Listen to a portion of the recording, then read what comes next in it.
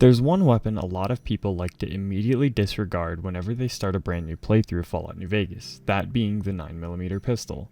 Well, today I thought I'd show it some love and see if you can beat Fallout New Vegas with a 9mm pistol. I started the run by naming my character Nina 9 Lives as I thought it was fitting, got up from the chair in Doc Mitchell's house, decided to steal pretty much everything he had laying around, assigned my special stats, which focused mostly on intelligence and agility, picked my tag skills of gun, medicine, and speed, my tagged skills being skilled and trigger discipline, and I was out into the lands of the Mojave. First things first, as usual, I stopped by Chet, who had a good amount of ammo for the 9mm pistol, which I promptly bought, headed to Sunny Smiles to start the tutorial for Goodsprings by shooting some bottles, and decided I would go ahead and kill Joe Cobb so that I could do the Ghost Town gunfight while I was here, as I haven't done that in quite a while. I talked to Ringo to get the quest started. He asked me to go back and talked to Sunny Smiles and Trudy to see if they would be willing to help us fight the Powder Gangers, so I got that done as well as getting some medical supplies from Doc Mitchell, went back to Ringo to let him know that the people had decided to stand with us against the Powder Gangers and it was time to head out against them. The Powder Gangers weren't anything too special, I just mowed them down along with the residents of Easy Town, and it was back to get some more ammo from Chet before setting out off on my adventure towards the Strip. I decided to kill a puppy to see if I could aim properly with the pistol, as well as changing the true iron sights setting off. I murdered some Powder Gangers, which were about as big of a pushover as they were in Goodsprings, considering they all died within a couple shots. Once that was done, I decided to stop by Hidden Valley so that I could have it marked for later, since I'd need to come deal with the Brotherhood, and killed all of the centaurs right near Black Mountain, as they would be some easy experience. This was actually pretty annoying and I wasted a good amount of ammo here, but it was good experience and I did level up from it. I got ambushed by Neil on my way through Black Mountain, as well as decided to try to fight a super mutant, which didn't go very well and was again a waste of ammo. Back on my adventure towards the Strip, it was pretty uneventful for the rest of the route. I didn't get ambushed by fiends or anything really, so it was mostly uneventful, except for the fiends which I decided to mow down near Camp McCarran to help the NCR, since it would give me some stuff to sell at the gun runners. They had quite a bit of ammo to start with, which I did pick up since at this point I was nearly out. I also grabbed a 9mm pistol silencer, which was pretty fun. In Freeside, I decided to test it out on some thugs. It worked absolutely wonderfully. I actually really enjoyed having the silencer on it. So much so that I decided to do something different and stop by the Kings to kill as many of them as I could for free XP. This wasn't too bad, other than getting knocked down and cyberbullied by Rex a little bit, which was pretty scary, but the rest of them died fairly easily, including Rex. Normally I don't like killing dogs, but it was kind of necessary here. The King put up a fight before trying to run away from me. He died. I killed the Kings outside as well for even more experience points before heading to the Strip. I also decided that I was going to kill old Ben on the way there because he aggravated me with his presence. Once I'd made it to the Strip, my first stop was the Tops to deal with Benny, who dropped like a sack of potatoes. I made use of the suppressor here, which was really nice. I went ahead and talked to Yes Man, since I'd be siding with him this run, as I haven't done that in a bit, and it was time to gamble. Normally I don't gamble during these runs, but with luck of 10 on this run, I decided that I was going to make around 10k chips. I offed a furry on the way back to give the platinum chip to Mr. House. Once that was done, he made me sit through his boring ass presentation of upgrading the Securitrons for the 30th time, which was nothing new. Once I had gotten to Mr. House, I nearly died on the way in there. I crippled pretty much all my limbs and I had about a quarter of my health left, so I offed Mr. House for his transgression against me.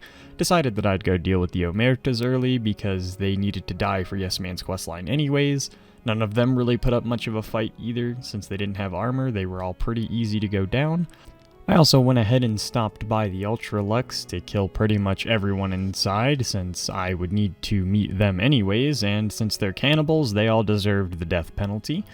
I didn't just stop at killing the employees here, I killed pretty much every person I could find inside since it was actually really good experience and I had nothing better to do. Plus I wanted to break in the silencer a little bit more since I don't normally use this gun ever, so I figured I would give it some good testing this run. I went ahead and inserted Yes Man into the Lucky 38 since I had already offed Mr. House previously, went back to the Gunrunners so that I could do a couple merchant resets. Malcolm Holmes interrupted me while I was trying to wait for them to restock items, so he paid for it with his life, and when that was done, it was off back to Hidden Valley to deal with the Brotherhood. Normally I don't do the Brotherhood first, but I took a different route with them this time, and instead of just slaughtering them all like normal, I decided to go ahead and off the Ranger and actually work with the Brotherhood a little bit. I say work with, but I pretty much only did that one quest and then kind of ignored them for the rest of the playthrough. So once that was done, I headed off to Red Rock Canyon to start executing the Great Khans. They didn't put up much of a fight as I got to use the suppressor a little bit more here, which was actually really nice for this run. Normally I don't get anything like this to make killing them a lot easier without much confrontation, so it was nice to be able to just kind of easily pick them off and not really have to deal with them. Once that was done, it was off to deal with the boomers, as I already had ammo and everything that I needed. So I got ambushed by fiends on the way there because of course I did. I showed them their place and slaughtered them all because they deserved it. They were annoying. But other than that, and killing George because it's a sin to not kill George. Now that I'm thinking about it, I didn't kill Oliver Swanwick this run either.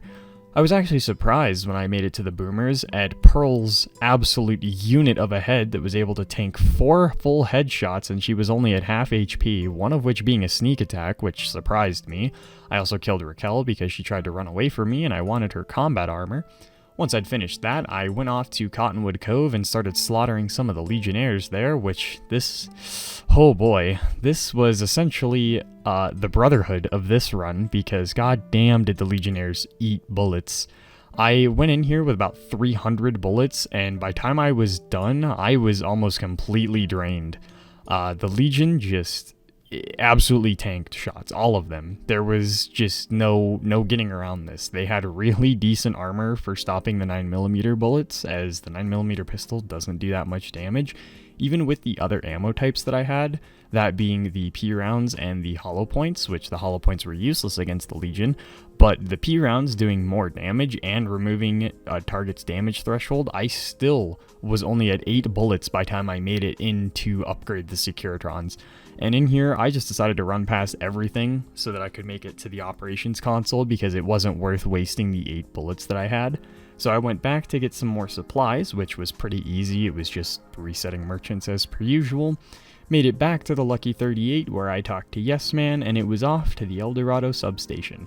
Once I was here, I again took advantage of the silencer so that I could kill the NCR with sneak attacks for some easy experience points.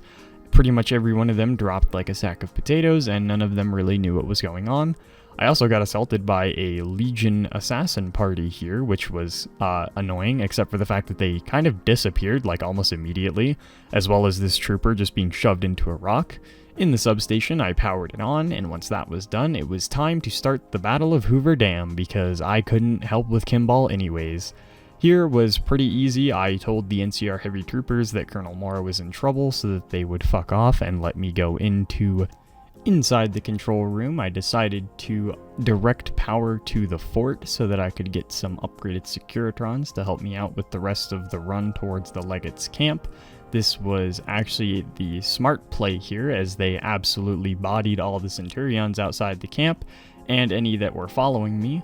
I slaughtered all of the Praetorian guards inside with the help of the Securitrons, and made it up to the Legate, who I annoyed until he decided that he was going to fight me one-on-one. This was a very poor decision. Even though he was by himself, the Legate absolutely tanked bullets, and it was just, there was no way I was gonna out-damage him with the ammo that I had, except I kind of forgot that I bought about 800 rounds of regular ammo. So the Securitron got annoyed that I was taking too long with the Legate and just decided to use the missiles and kill him for me. Once that was done, I met with Oliver and decided that he was going to get thrown off the dam, which was a sight to behold as always.